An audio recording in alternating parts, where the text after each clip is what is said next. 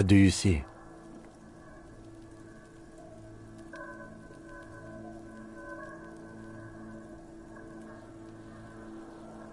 No, these prints are pretty standard. The ones in the dust looked custom, or maybe they're just a foreign design. It's a boot print, whatever the case. I don't know. They're about the same size. Not the same boot, no, but they could be the same person.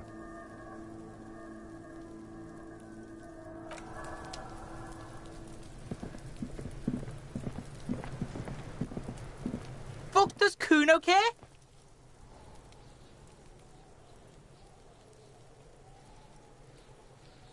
No, Cuno doesn't give a fuck about bugs. So he knows locusts are bugs. Oh my god, I told you that shit is lame! Shut up, C. Now they're gonna take you to lame prison! She sounds like she's about to cry, out of disappointment at Cuno's newfound lameness. Deny everything, Cuno. You need to lawyer up. Cuno's not gonna say anything without his lawyer present.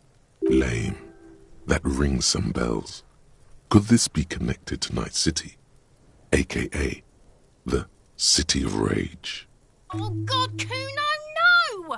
It's gonna happen now. They're gonna make you lame. Stop it, C. No one's gonna make anyone lame. Cuno's got this under control. Cuno doesn't fucking care.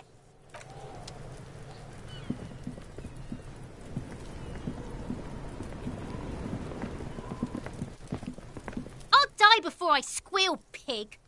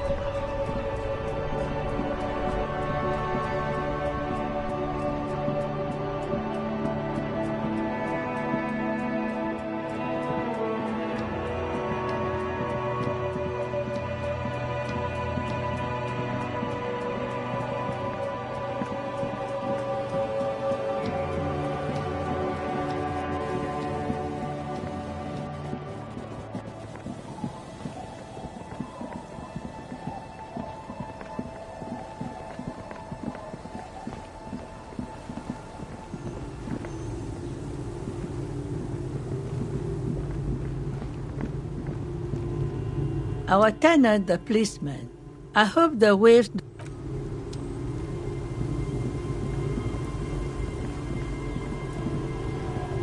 The sea's gonna calm down soon, I can feel it.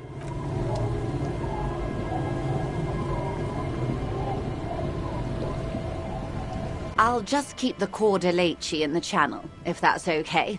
It's too shallow near the pier. Aye, ma'am. And it's a jetty, by the way. Of course. Jetty. I prefer a good jetty to a pier any day. Jetty? Something about the way she says it makes you want to sing. Oh, Jetty, oh, Jetty. It's good to see you here, detectives. I only just arrived myself. What brings you here, madame? Nothing, really. I've had my eye on this jetty for weeks now, so I decided to investigate it personally. This cluster of buildings isn't on any of the official maps, as far as I can tell. That. And she's also keeping an eye on you. Spying has such a negative connotation. I did track your progress along the coast, however, and decided I would be better able to assist you from here. Then there's the matter of that little scamp in old lady clothes. She threatened to paint the Corda Lacey red. Like blood, you see. Well, I like it the way it is. White. What is this? Destruction of property? Hooliganism? Elder abuse? And who is this scamp, anyway? No need. Lillian and I are getting on much better. For one, she appreciates the concept of rent. How do I like it? Water drips down eaves of Eternite. The jetty below her feet creaks to the tune. It's pornographically poor. The street has no name. All the men are dead or missing. And is that the carcass of a motor carriage over there? I'm surprised that woman hasn't put me to the sword yet. Maybe she will. You should ask your questions while you can. Dark eyes survey the coast leading up to Martinez. Dull grey metal rests in her scabbard. A sword. The wind is too loud for her to hear. Fortunately for you, madame, the RCM is on the scene. All right. Politics time. Let's react. Real men, real politics, real thoughts in your head.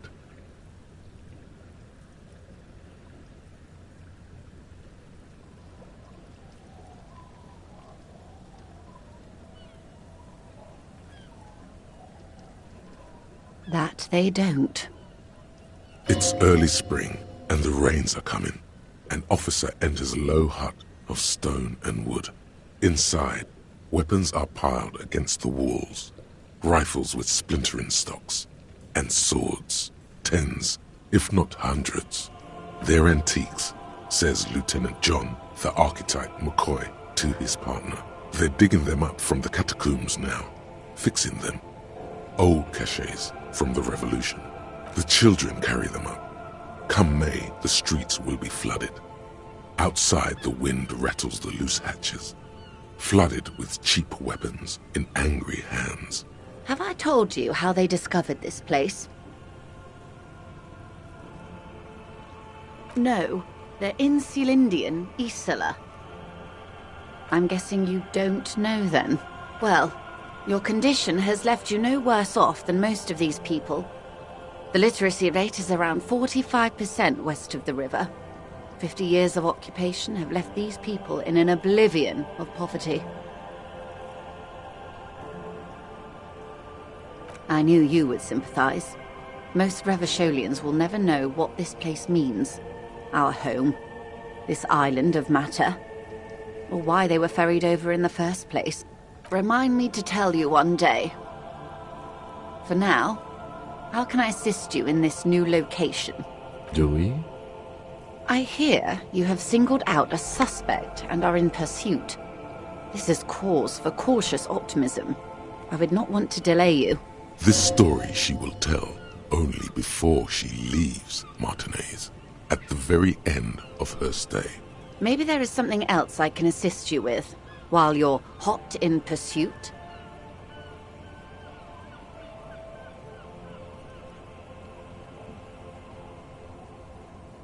More lessons in basic reality? My favorite part of the day. Go ahead, ask me anything. Glad to have been of assistance.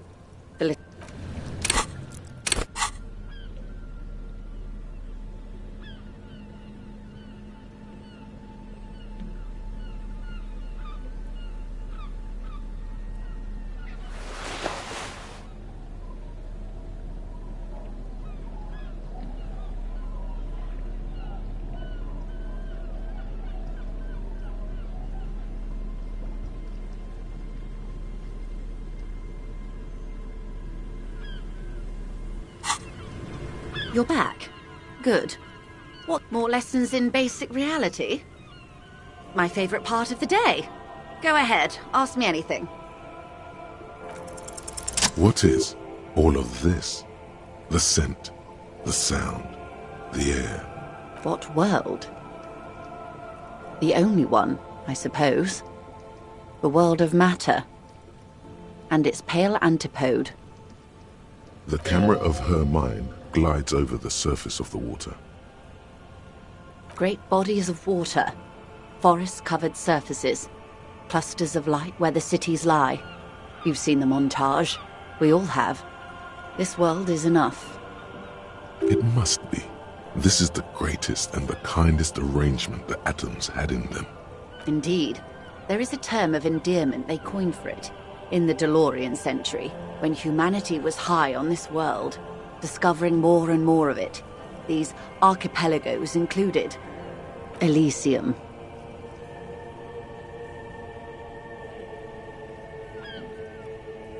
Not in this case, no.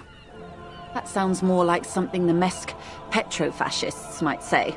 The Confederate Republic of Mesk, the world's largest state by territory, has fallen into an especially nihilistic strain of nationalism lately. It isn't enough to call us animals. Even animals aren't animals. They're like you and I suppose. Living organisms don't identify with abstractions. Elysium is for particular beings.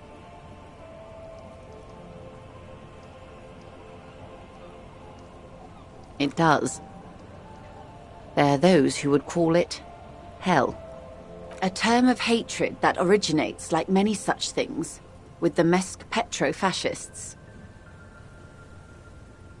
Oh, you want a picture of the world? There is no complete set yet, dear. They're having some trouble reaching orbit. Great things are difficult to achieve. For now, we're viewing the world from the inside, sideways. We used to think it was a sphere, but that is beginning to look less and less likely by the day. You wouldn't know it from the tabloids, but the ORG nations have been launching weather balloons into the lower ionosphere since the 30s. ORG, Occident Reverschall. There's a steadily increasing trickle of images. Between the big three scientific contributors, they're piecing together a dark grey corona. Yes. Pale covers 72% of the surface. There are grey flares and prominences, even arcs above entire isolas. The images are blurry, but if there was a sphere in there, it certainly looks like it fractured a long time ago. A cold fear seeps into you.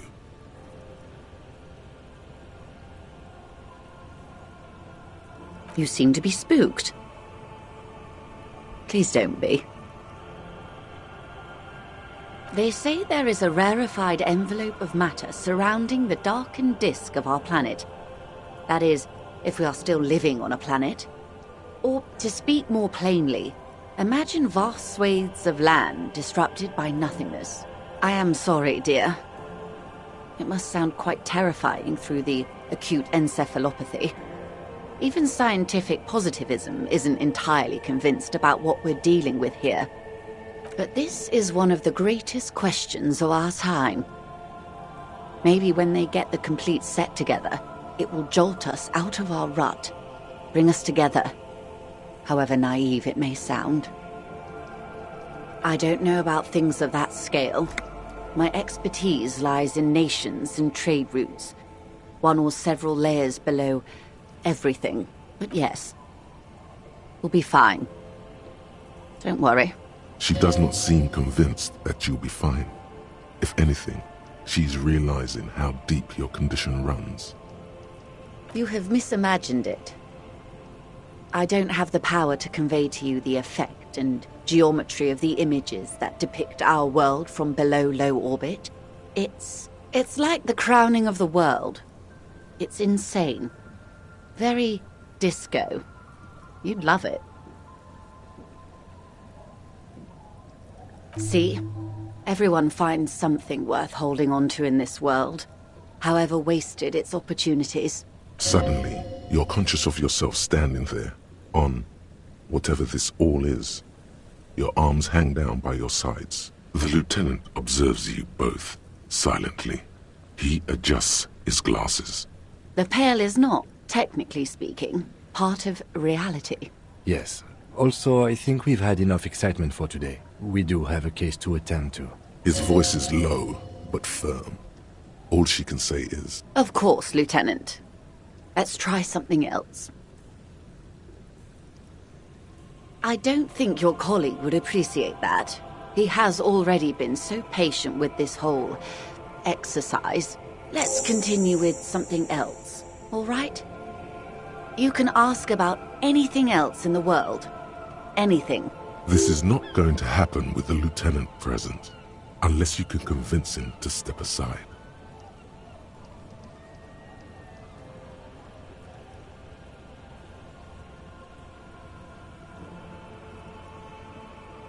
Glad to have been of assistance. The little that I know. Anything else? Word has traveled, yes, but nothing of real substance has surfaced yet, I gather. Wild Pines has eyes on the intersection, but not ears. It appears we are being monitored every step we take, colleague. Did we have any other business here? That's the man who was killed. I'm afraid this is better not tie the Force Day to the back. She wants to answer the question.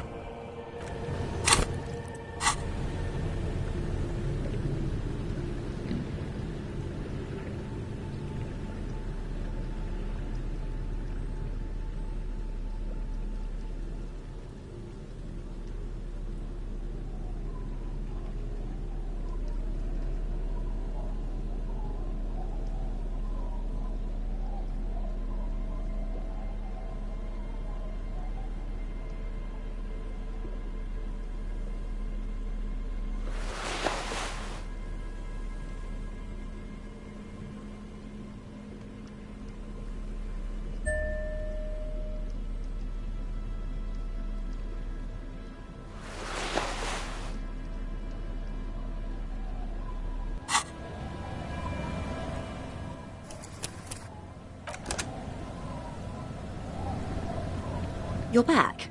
Good. What can I help you with? More lessons in basic reality? My favorite part of the day. Go ahead, ask me anything. Is what you want to do. But should you? He expressly stated you shouldn't hear about it. What if it renders you mad? Or catatonic? Or makes you lose your memory again? Yes? Glad to have been of assistance.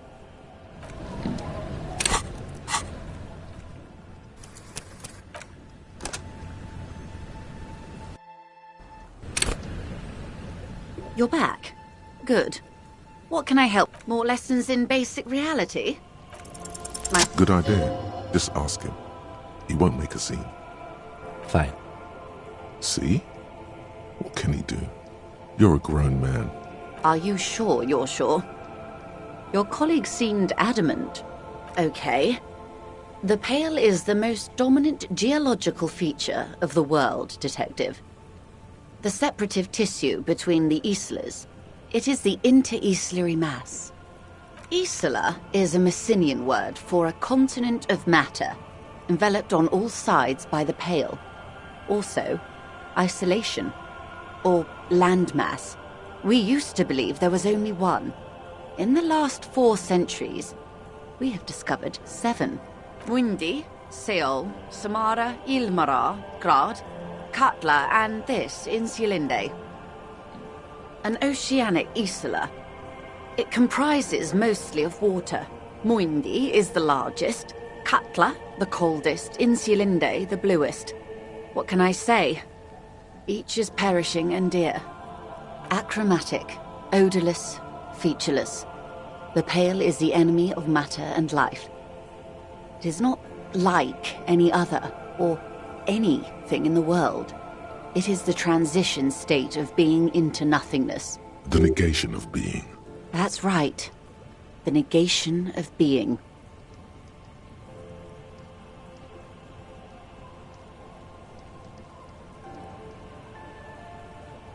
No, Detective. We're safe. It begins there, 6,000 kilometers to the north, and even more to the south, east, and west. You are in the middle of the Isla. As your gaze instinctively turns north, a small black pit opens up in your stomach. Yes. That is enough. Many cities are built much closer. An uproar of matter, darling. Rising into the pale. Rolling. Evaporating even. A great vision. The area of transition between the world and the pale is called porch collapse. Imagine a grey coronal mist. Cold vapor marked by spores of an opportunistic microorganism. A mold that's adapted to grow at the edge of the unrest. It's the most disco thing you will ever see. It's difficult to describe, or even measure. Something whose fundamental property is the suspension of properties. Physical, epistemological, linguistic. The further into pale you travel, the steeper the degree of suspension. Right down to the mathematical. Numbers stop working. No one has yet passed the number barrier. It may be impossible. There's a slippery article in there. Pale when it's particular, this territory of pale. The pale when it's pale in its entirety. Once you've seen it, language balks at the difference. Oh, it is so difficult for us. It is possible to force dimensions on the pale. In modern times, we can even compress its latitude, bouncing radio waves from one end to the other, shortening the path. But it is still hard for humans to navigate the pale without getting lost, or having our minds damaged. Extensively. Some say the damage stems from extreme sensory deprivation. Others argue that pale somehow consists of past information that's degrading, that it's rarefied past, not rarefied matter. They call it the blend over of the self. The pale does not only suspend the laws of physics, but also the laws of psychology, maybe history even. The human mind becomes over-radiated by past. Who says and who argues? The logical positivists say, the dialectical materialists argue. It feels terrible. Absolutely terrible. International standards strictly limit civilian travelers to 6 days of pale exposure per year.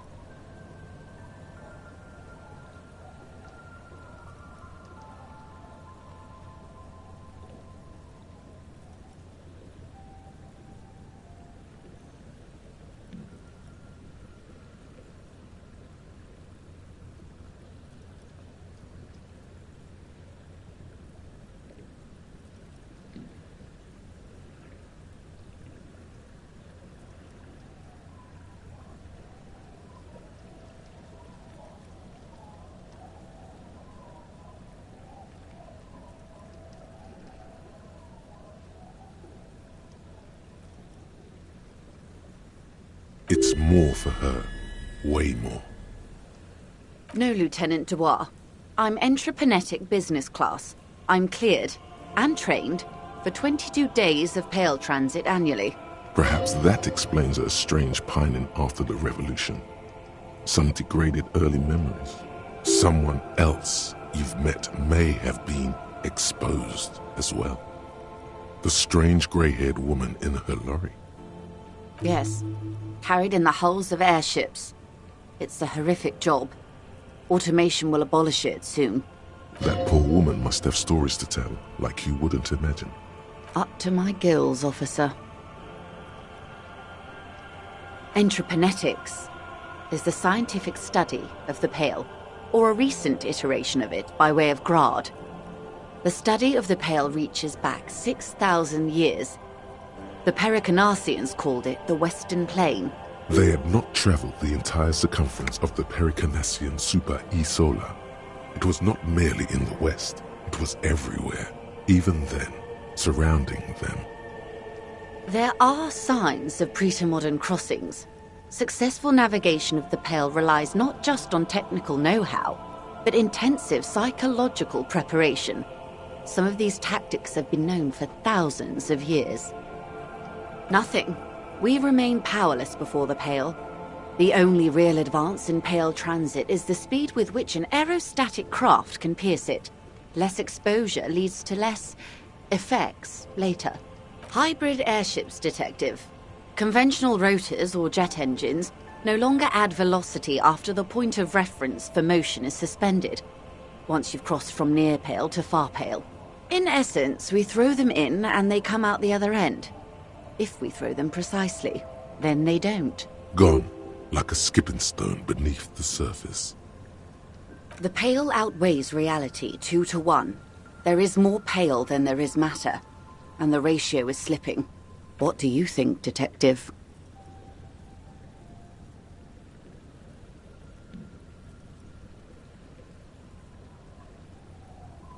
Precisely. One of the few measurable effects of the Pale is that it is expanding at an unknown rate. An intuitive conclusion of that development is that one day the Pale will cover everything. But this sort of talk is mostly left to extremists.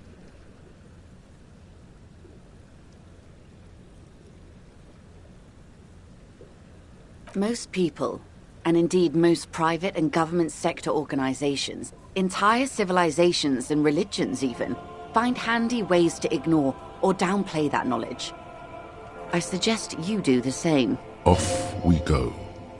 You see the hanged man's mouth open. One and all. They say Pale is death, but for the universe. Why should we just leave, and the world get left behind? Yes, sweet reality. But before we do, tell me, Detective, is this the first time you're hearing this? Do you really not remember anything? Then tell me, what do you think of the Pale?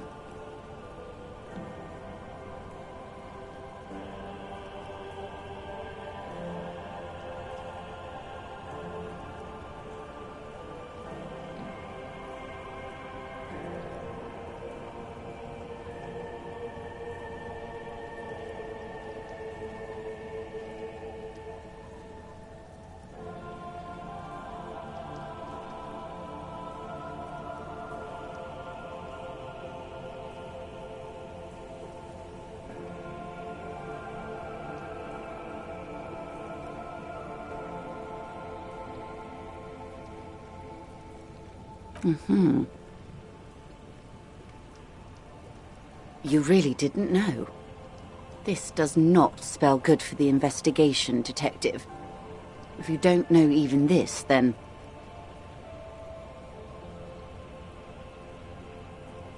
I hope so. I truly do. If I may suggest, hold on to your colleague, Kitsuragi.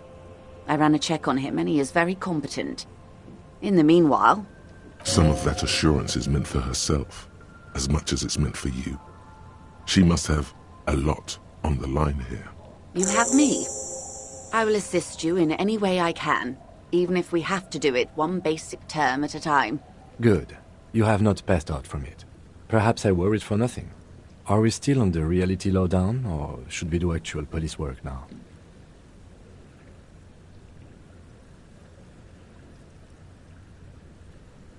Yes, well, the rest of us have dealt with it for thousands of years, so... You will have to deal with it, too, the lieutenant thinks. This is why I didn't want you to know.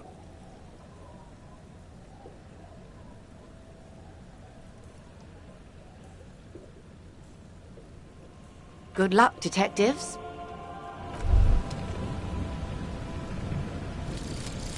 One more door. There is no way to open the supply depot door. Accept it. You cannot open all the doors. You have to integrate this into your character. Some doors will forever remain closed, even if every single other door will open at one time or another. Maybe to a key, or maybe to some sort of tool meant for opening doors. But this one will never accede to such commands. A realization crucial to personal growth. Crucial.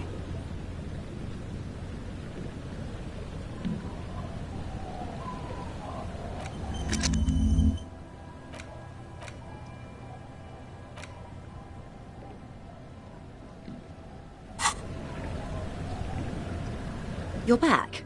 Good. What?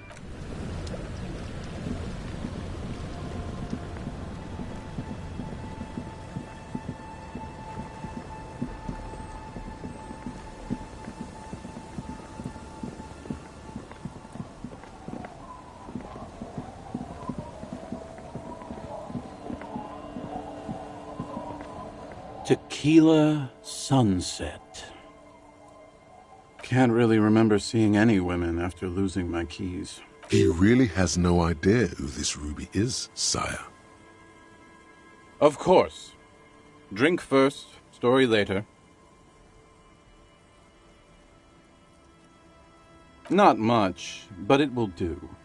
The tale I'm about to tell you is an urban legend particular to Martinez. That said, I first heard it from a former bicycle courier in Koran. There are many variations on the basic story, and the details often conflict. What everyone agrees on is that nobody knows the exact nature or identity of the phenomenon. Are you telling the story of the Headless... Shut the fuck up, Rosemary. Summer of 44. 17-year-old Gertrude Hett is walking home from a late shift at the harbor. It's almost midnight. She stops for a cigarette near the canal. Our heroine finds herself enjoying the peace and quiet the canal provides. What she doesn't know is that her peace is about to be shattered.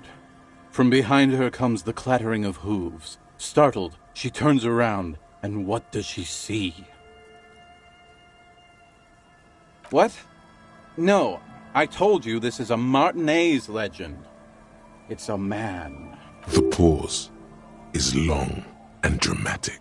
With no head on his shoulders.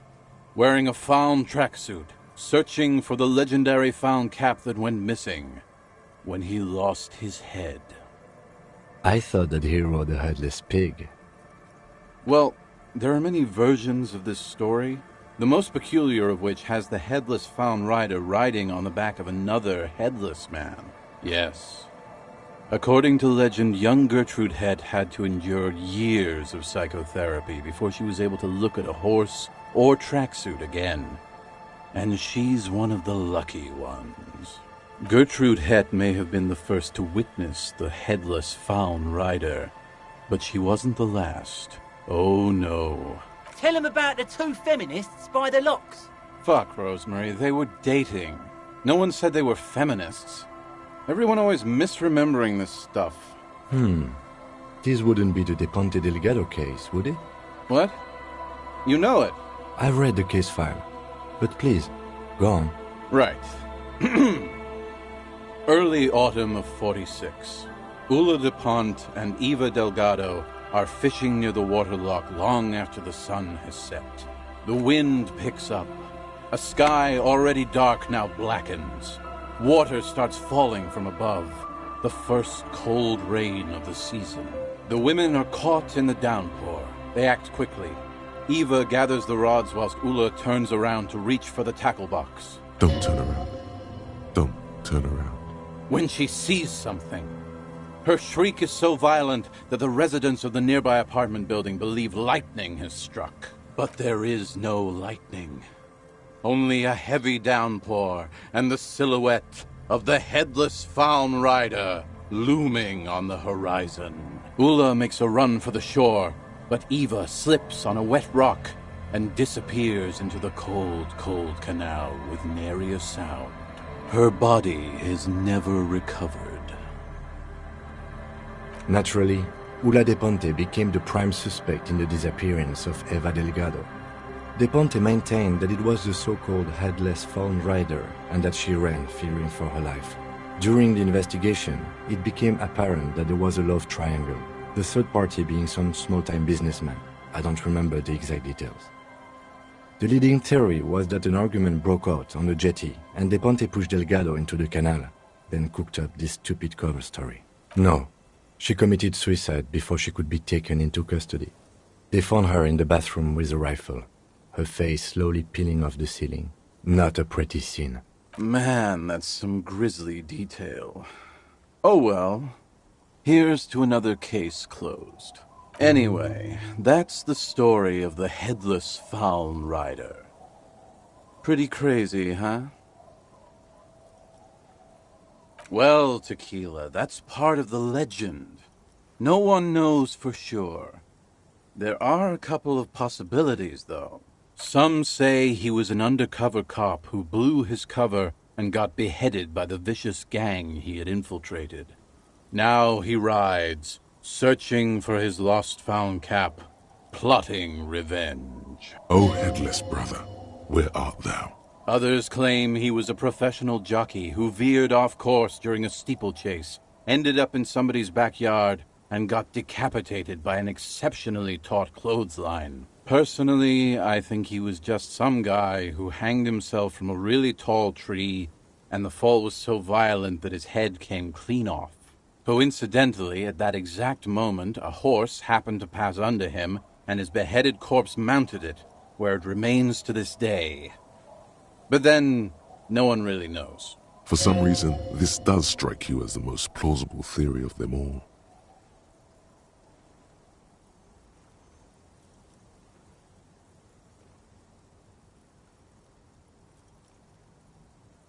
That would explain the tracksuit and his need for revenge. Not sure how the horse fits in, though. I don't know, I don't buy it. Anyway, to each his own. You want to hear any other stories?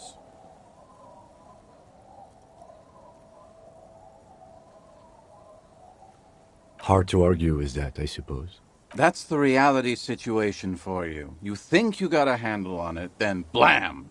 It throws some wild shit at you.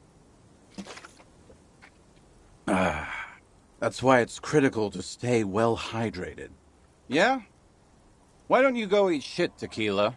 There's no way you know a better one than that.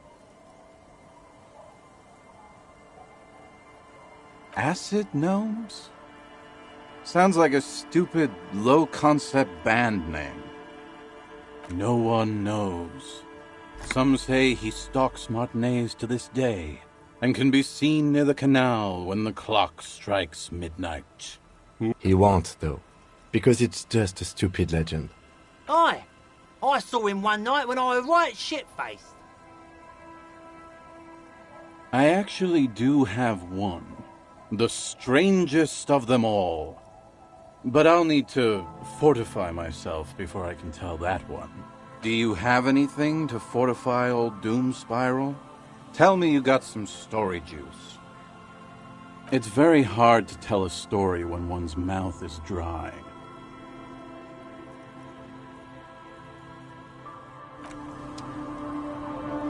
Tequila Sunset. The legend! He's back. And firstly, I got smokes and piss and a little bottoms up, Captain. Tequila Sun. Wonderful. Not much, but it will do. This last one is the most Martinez story I've ever heard. I've never heard it mentioned outside of here. At first, I thought it was a joke, to be honest. But I've been on the coast 8, 9 months now, and in that time I've seen at least 3 expeditions come through, searching for something. Hey! Fuck you, Tequila. Magic animals? No, man, this is serious stuff. No, Tequila. Most people already know where they live. It's guys like you and me that are the exceptions. All kinds. I've seen archaeologists, gangsters, even a bunch of ad agency types. I'm telling you, Tequila, this thing's got a pull on certain kinds of people. You know, obsessive types. People with predilections. Some of those expeditions come back after a week or so, looking haggard and dejected. Others don't return at all. The first time I saw one of these expeditions, I thought they were fucking with me. There was no way it could be true. It was just too high concept, even for me. I'm not even sure I should be telling you this story, to be perfectly honest. You're in a fragile state, and it might be too much for you to handle. Okay, fine, I'll tell you. But I'm warning you, it's pretty out there. Our story begins at a legendary design studio, right here in Martinez. There was this designer. His exact name is lost to history, but in life, he was a legend. Made it big in Aranya, where he did some real pioneering work on grotesque and sans serif typography. A fucking genius, man. That is, if he even existed. Who knows? It's an urban legend, after all. Anyway, sometime later he started his own personal studio here in Martinez. And that's when he started working on some really wild stuff. I'm talking some glass-smooth, forward-looking design language, the kind of thing that would totally overthrow the old regime, design-wise. A paradigm-shattering revolutionary? But then, something turned. You see, it's widely known that nose candy and pioneer graphic design work go hand in hand. You know Tequila, nose candy, the White Railroad, party powder. The kids on the streets also call it Snow Day. Or Emelan gold. For the plateau on which most of the world's supply is grown and harvested, typically by slave labor. Sinus salt, the White Knight. Can't see, for its popularity among the aristocratic class of the prior century. Along with a number of more banal street names. Blow, of course, but also flake, powder, pearl. Really, anything that's white will work. He's talking about cocaine, baby. Shit yeah, Tequila. You know exactly what I'm talking about. I'm not surprised. Many men find it hard reaching that final level of genius without blow. You've got to understand, the work this guy was doing was so high concept that regular amounts of cocaine just weren't cutting it. By the end, they were bringing it in by the lorry load. Now, as you might imagine, snorting that much cocaine can't be healthy for a regular human, right? Wrong. Do it all the time. All day, baby. Hey, Tequila, pay attention. The story goes that one day he was balls deep in work on what he thought would be his pièce de résistance. An advert so minimal, it contained neither text nor images, just pure white. Apparently the idea was too high concept even for this genius. He dropped dead right at his desk before he could finish. His last words are recorded to have been, "It's as white as a blizzard of cocaine." I know, Tequila. I know. But the story doesn't end there. Supposedly, when they performed the autopsy, the coroner discovered nearly 1/4 kilo of coke jammed into his nasal cavity. That's almost certainly anatomically impossible. Wrong again, nerd. Where there's a will, there's a way. That's right. 250 grams of blow had accumulated in there over the years. We're talking high-grade Saramaritian pure. Not that cut-rate shit your grandma does. There are those who believe the designer was buried with this quarter key of nose candy still lodged in his sinuses. That's what those expeditions are looking for. The cocaine skull. The cocaine skull. No. Wow! Here's the kicker. This designer, this lead designer of a world-famous design studio, was born in Martinez. A local boy, Martin Martinez. That's why he brought his studio here, back to where it all began. And that's why they buried him here, too. Perhaps right under Ab's pipe there. Or probably further down the coast, or in some yard in Martinez proper. A hidden mausoleum, no one knows exactly. No, my grandma always told me his grave lay somewhere on the islets on the bay. This is ludicrous, and physically impossible. Sinuses can contain that amount of anything. Now, detective. Always the skeptic.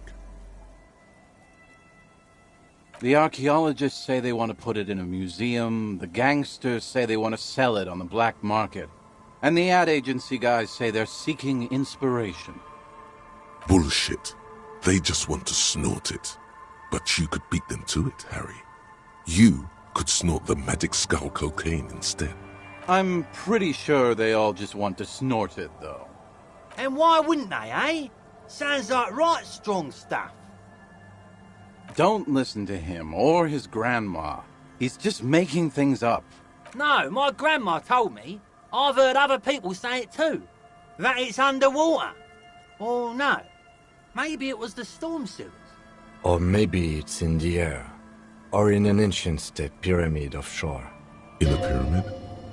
Now that would be something. They're pretty vague about it in general.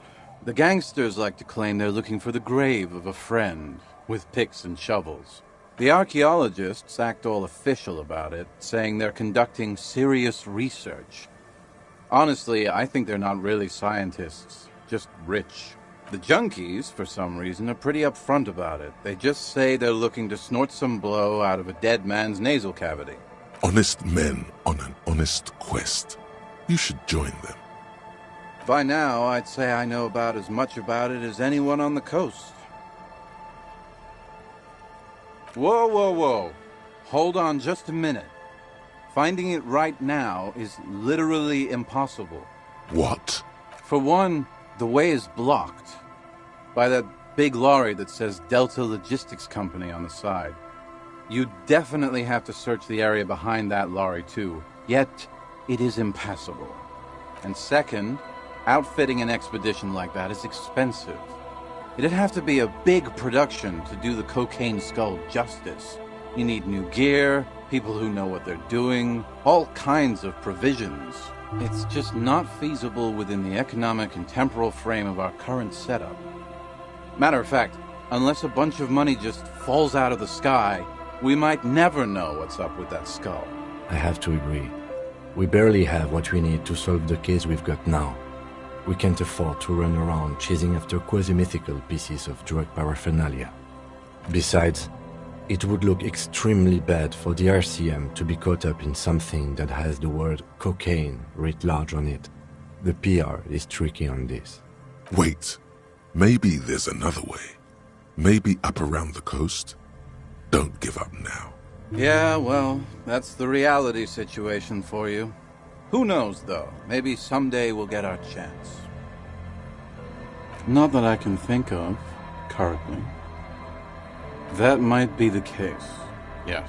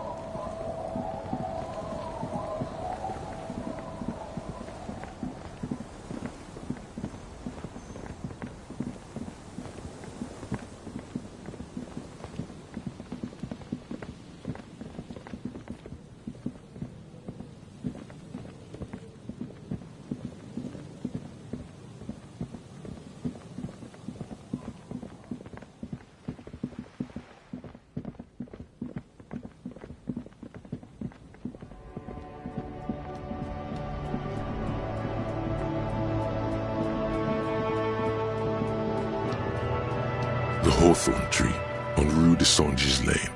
Bronze-colored ribbons of magnetic tape are caught in its branches, fluttering in the breeze. The Hawthorn tree is not an inanimate object. It is a living thing. The thunk against the bark echoes with discontent. The gnarled hawthorn tree on Rue de Saint-Gilles Lane. A wintry breeze blows by, making the magnetic tape flutter. The hurt feelings of the tree are not alleviated by this sudden display of care and emotion. You manipulative bastard. The younger stems and branches are adorned with sharp thorns that scratch your hand. It was retaliation for your earlier assault. The trees, are they plotting something? Yes, one day grass will grow over our cities, and so on. Very poetic. Better not to dwell on it, what with murder to solve and all. The tree looks by in silence, no doubt plotting its next move against humanity. The bronze-colored tape twists around its branches.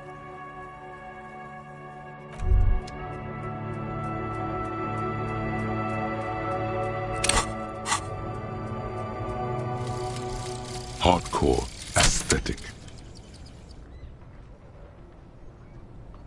Oh yes, drugs. We're talking about drugs. Let's face it, these flirtations with the hardcore aesthetic have all been leading up to one question. Can I do drugs harder now that I'm a hard cop? And the answer is yes. You can. You can do one more blast of Pyrrolidon and yellow shit powder. You can even pull a ciggy and a lager on top of that. There, you've truly made the hardcore your own thing now.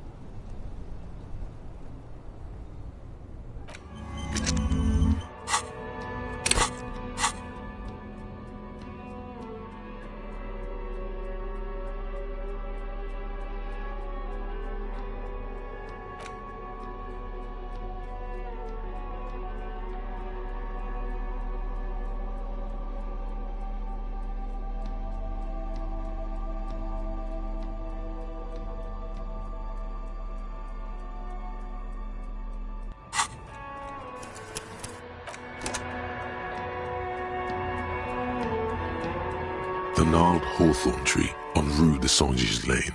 A wintry breeze blows by, making the magnetic tape flutter. With slow and deliberate motions, pulling, bending, and unraveling, you manage to extricate the magnetic tape from the branches. It curls up into a mess inside your pocket. If only you could find a way to re-spool it, so that you could hear what's on the tape. Maybe Roy from the pawn shop can help you with this. What's the tape for?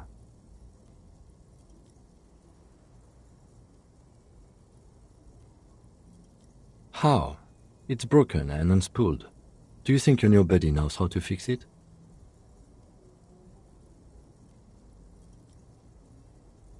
All right. You could also get it fixed at the pawn shop across the street. We shouldn't waste our time.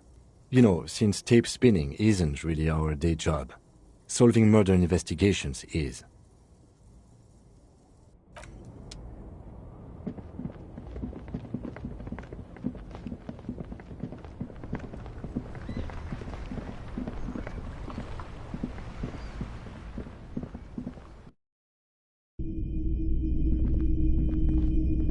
Hello, hello. Let me know if I can help you with anything. You mean re-spool it? Yeah, I do, but I'm not some Mr. Fix-It. I'm a pawnbroker. If you want to pawn the tape, sure. Although it looks pretty worthless. Just explain why you need this so much. He's bound to understand. No, it's different. Those film tapes actually mean something to me. But this is just a worthless bundle of old tape. Huh?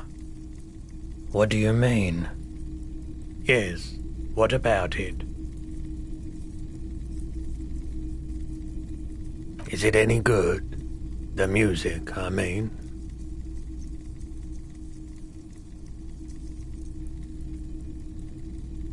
Man, you're really invested in this. Okay, I'll help you out. It's going to take a moment, though, so just sit back and relax. You take some time to look around the store. The play of visuals all around the pawn shop is mesmerizing. Suddenly, Roy turns back to you with a reel of tape in his hand and coughs. You know these visuals would look super cool in the church.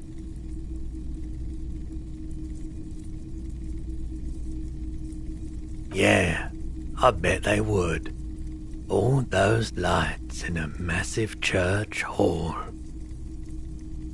A sanctuary filled with hand-picked positive photons.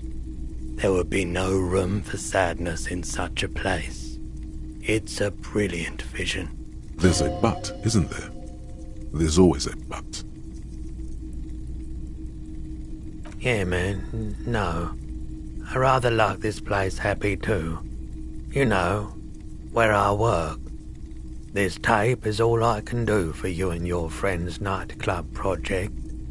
Looks like he really means it. There's no way to turn this around, I'm afraid.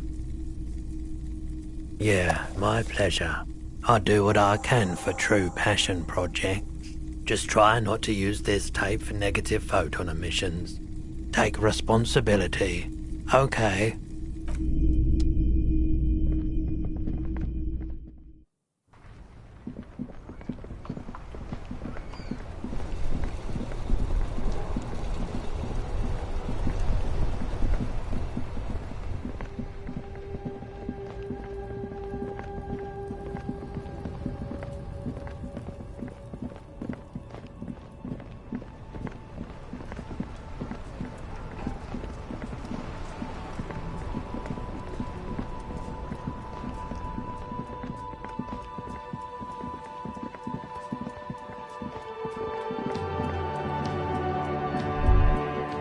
The Headless FALN Rider. He could appear at any minute. Please tell me we are not here to look for a headless man in a tracksuit riding a horse. Because there's no such thing. Don't listen to the lieutenant. He doesn't know anything.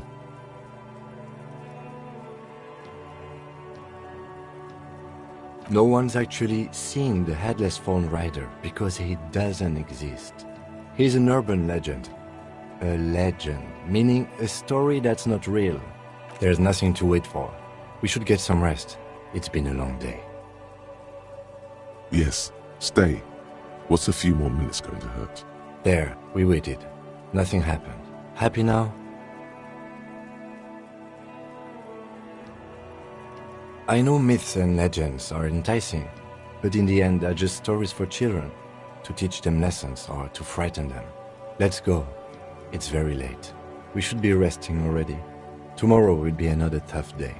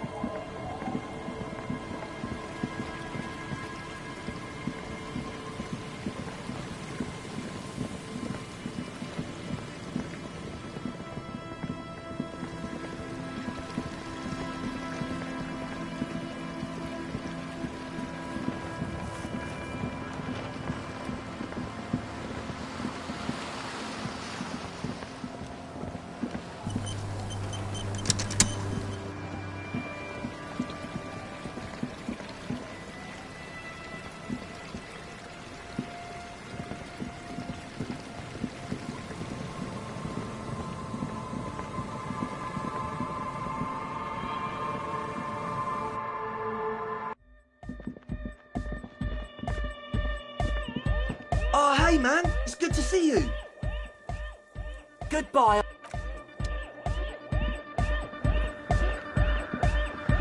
Good morning, comrade. Yeah! Harder car! Yeah! It was awesome and scary. Very hardcore. Too hardcore, in fact. I couldn't control it at all. It sucks up all the air in the mix until it's the only thing left. Starts compressing itself and everything around it. Completely fills up the headspace. Extreme. Yeah! Welcome to the gloaming. Oh! I don't know. Maybe someone can do something with this. I imagine this is the sounds that the future could make. Yeah!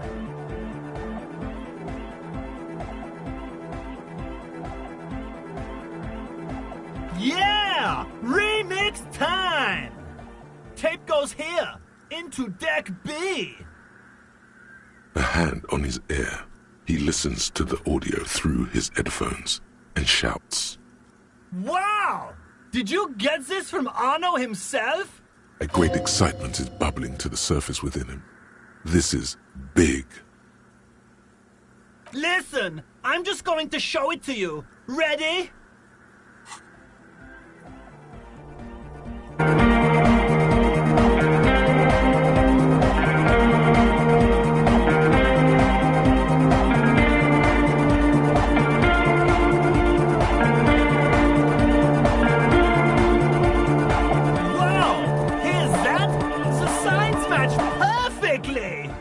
If only we had the beat for the full assault, it would be unbelievably hyper. What is this? It's good. How did you guys do that?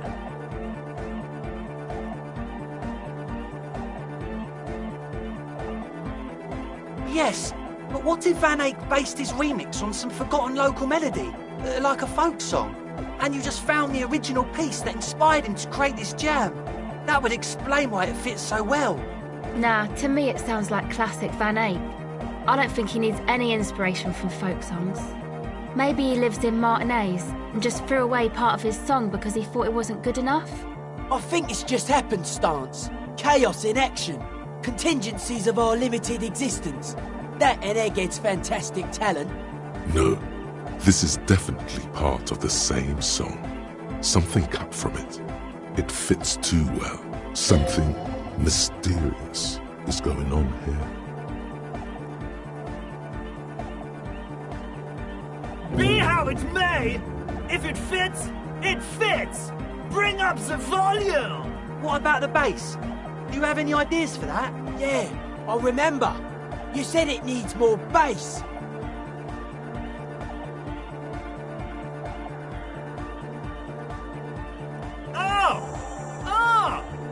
But how?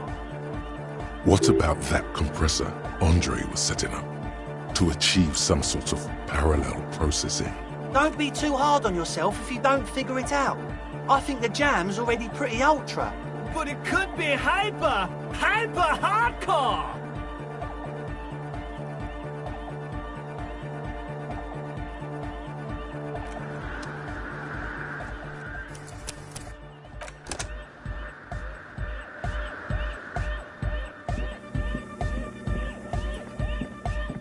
Yo, man, what's on your mind? Dead body, spirit entered. What is there to talk of? I don't say much anything as a carpenter anymore. They tried to make me into a reckoner and a leveller. Made me a bit manic, you know.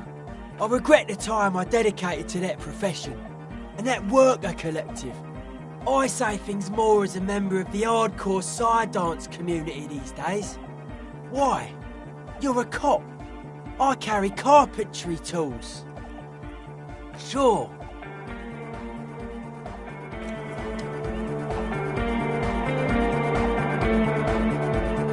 Welcome back.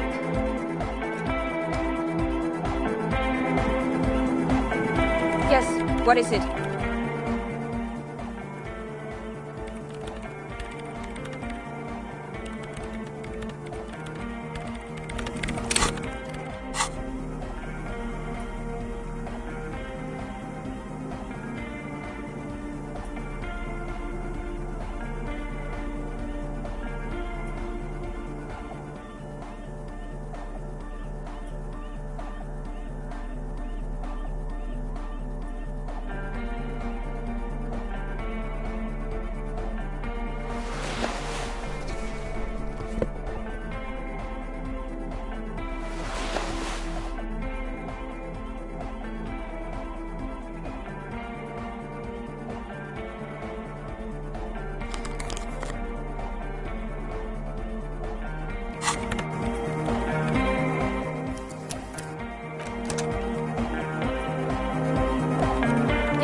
What is it? You don't have to. You already have. A long time ago. These thoughts formed in you somewhere, in a long-forgotten discussion, behind a kitchen table, in the evening light, drinking coffee and smoking, with a friend. What? But Pale isn't here. We're thousands of kilometers from the edge.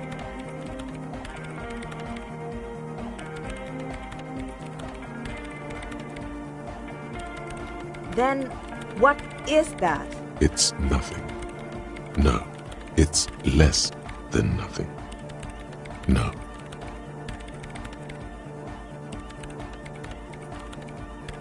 Then the Pale is...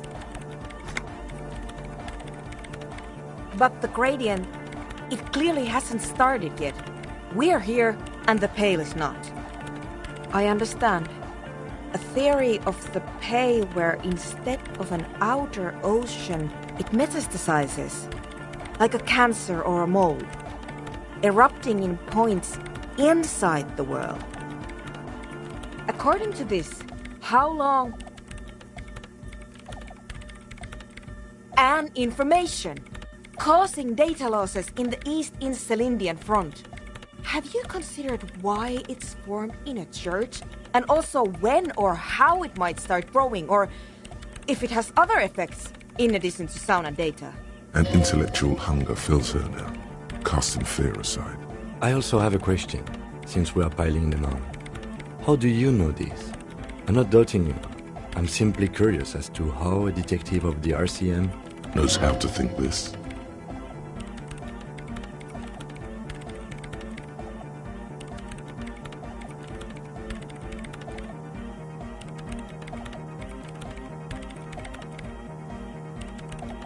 You think the presence of that puncture has somehow influenced the outcome of events here?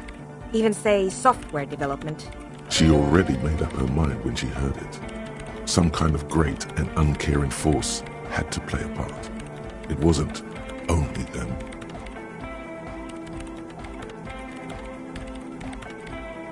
I told the producers we need to go and move to a normal office building, with amenities. But no, the artists like the milieu, the writers like the history. I told them. You mean Plaisance and the dice maker? There was almost no one left when we packed up.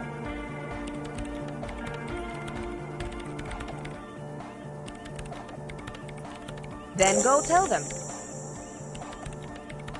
Of course! A pinewood sarcophagus, or a containment facility of some kind, built by the first settlers.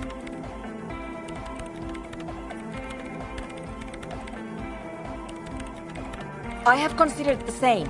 The bad news is, there were 7 pinewood churches built in the first decade of provincial settlement. Most of them were burnt down during the revolution, or repurposed before, during the suzerain. I'm not saying all of them have one in them, but... An amateur anthropomedic police officer. I'd like to say I've heard stranger things, but I'm not sure. This is a hell of a guess, however. Well worded, I might add. Yes, it is very interesting. But I wouldn't say you know. This is a guess.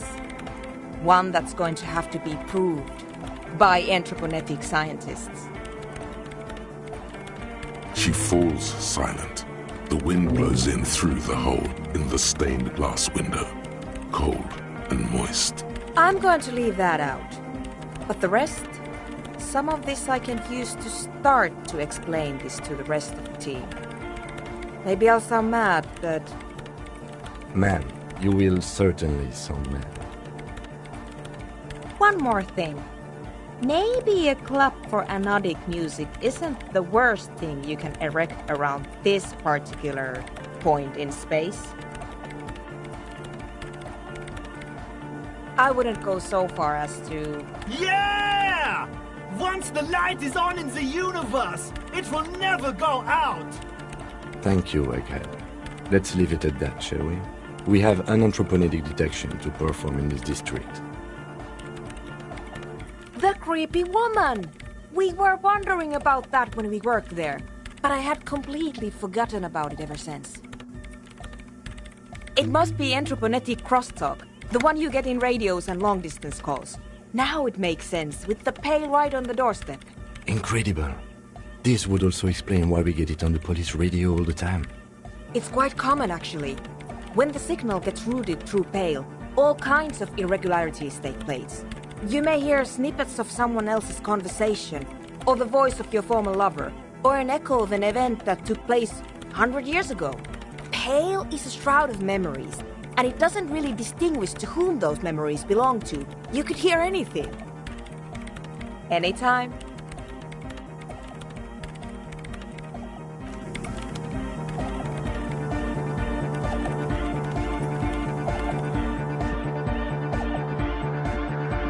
Good morning, comrade! Yeah! Harder car!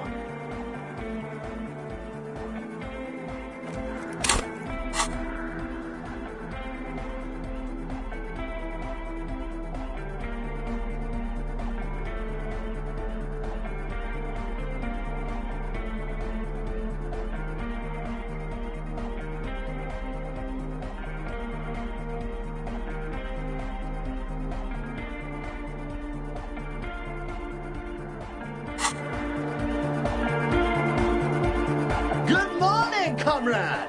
Yeah! Harder car! Bzz, bzz, bzz, goes the track in the background, never ending. You can't grasp what's missing, but you can try to make something up anyway. The young man bobs his head to the music, much as before.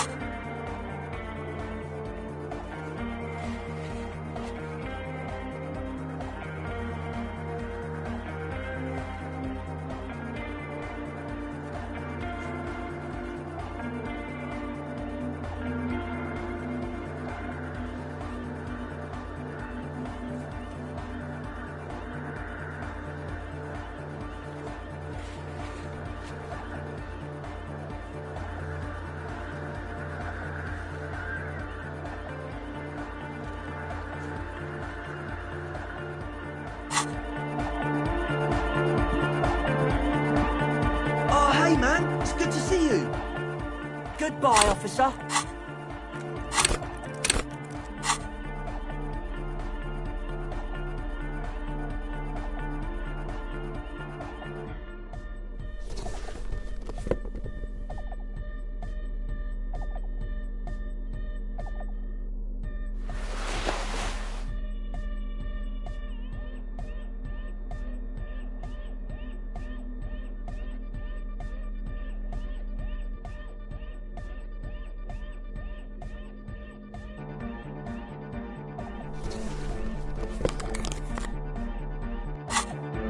Oh, hey, man. It's good to see you.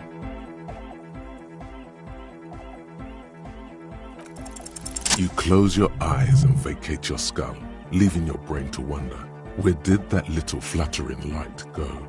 Total darkness. You sink down the darkest fathoms of your own personal deep, vertebrate by vertebrate, through the unformed skulls of your mind. Here it will begin. Who fucking cares? God, where is your God? Oh, don't worry. The music's still there. It's you who is gone. Nothing. Just the immaculate silence of your spinal fluid. Electrified. I'm gonna let you in on a little secret. Every vertebrae in your spine is an unformed skull ready to pop up and replace the old one. Like shark teeth. The one you're currently in has a little brain forming in it, waiting for its turn to rule the world. Yes, it's all true. In the spinal cord. From what I can see, it's about to bust a move. Foolhardy! Do you even know what's happening on the surface? Maybe 1,000 years have passed. Or maybe you started spazzing out like 2 seconds ago. With your eyes still closed, the first thing you feel, all the way back in the pivoting darkness of your own torso, is warmth. You have become a triumph of rhythmoplastics, somewhere in a smelly wooden church on the coast of Ravers. The wounds from the war you waged on your body are healing, twist by twist, turn by turn. As you open your eyes, you should scream, hyper, hyper. It seems appropriate. You have become a flawless interlocking mechanism, a flesh and bone approximation of the throb coming from the speaker setup of the one called Eggheads, entirely, rigidly imbecilic, without pity or fear, free from self-awareness, no deliberation, only, and I mean only, execution. Oh my god! No way! With his reel-to-reel mixer blasting the anthem of a future that will never come, the young man observes your moves for a second. He throws a screwdriver and a bunch of drill chucks into the corner and explodes into dance. What he lacks in sharpness, he more than makes up for in violent enthusiasm. What's going on here? Delinquents. This is clearly a Code 31 emergency.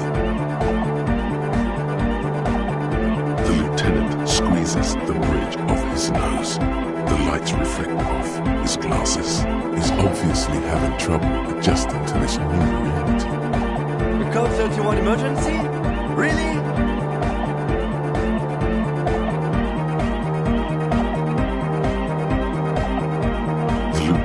Crosses his arms with a bemused look. What's happening?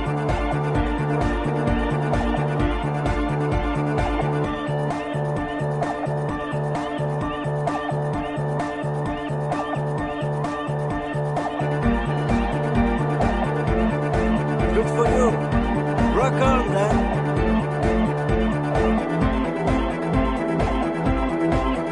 What?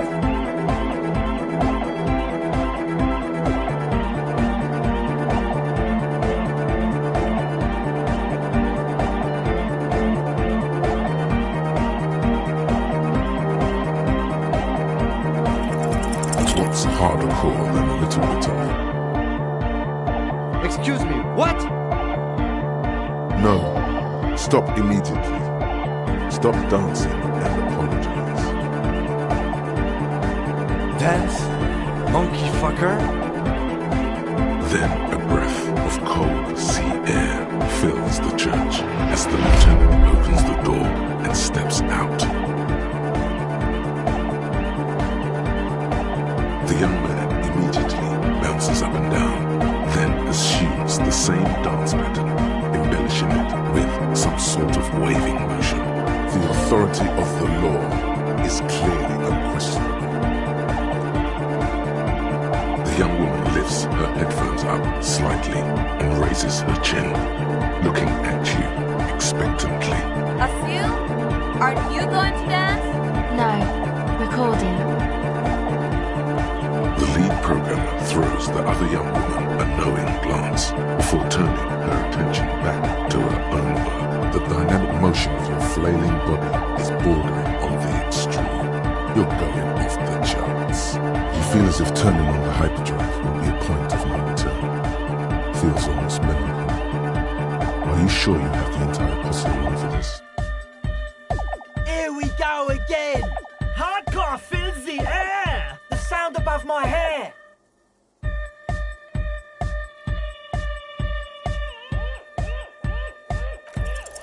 Music pounds through the hall of an old stave church on the coast of Martinaise. Several figures are lost in the beats, their bodies pulled this way and that by sound.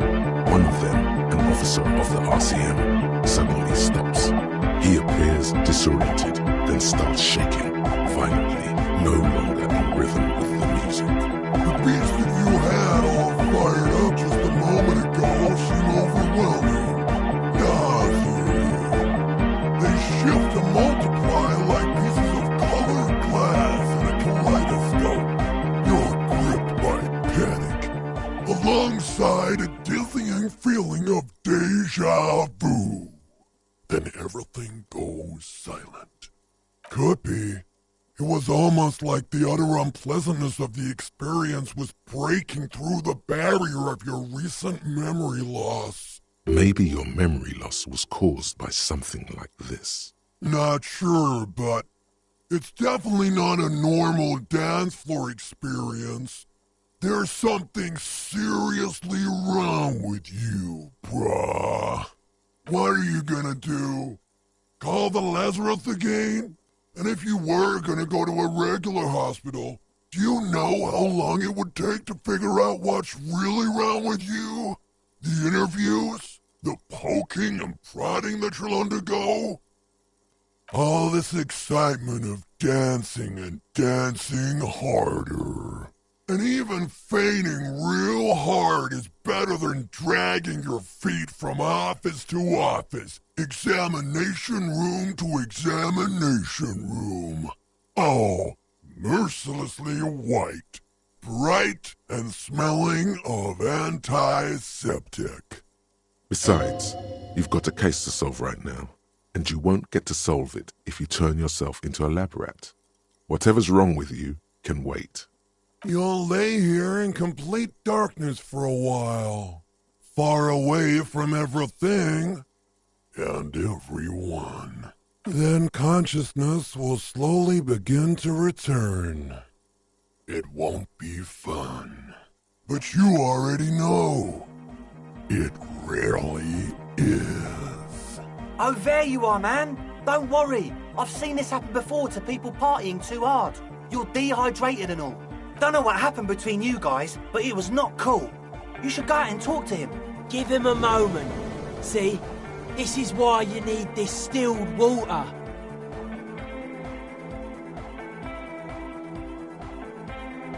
When exactly did you lose consciousness? When you started shaking or when you were already on the ground? 30 minutes or so.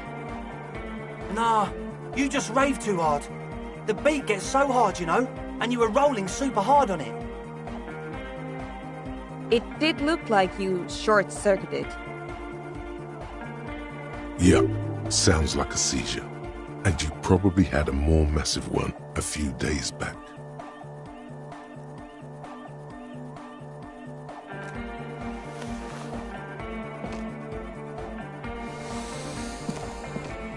You might be imagining it, but it feels like Egghead turned the volume down. Such is his respect. Man! Now, man! Now imagine if we could do that, right? But with like 1,000 people. End of human development. Mission complete. All right. You're absolutely beat. Muscles relaxed and feet like noodles underneath. Goodbye, officer. Wasteland of reality. Congrats, you're sober. It will take a while for your body to remember how to metabolize anything that isn't sugar from alcohol. So you're going to be pretty ravenous soon. Eat plenty. You can expect your coordination and balance to improve in a couple of weeks. In 2 months, you might start sleeping like a normal person. Full recovery will take years though. It'll be depressing, and it'll be boring. Don't expect any further rewards or hand claps. This is how normal people are all the time.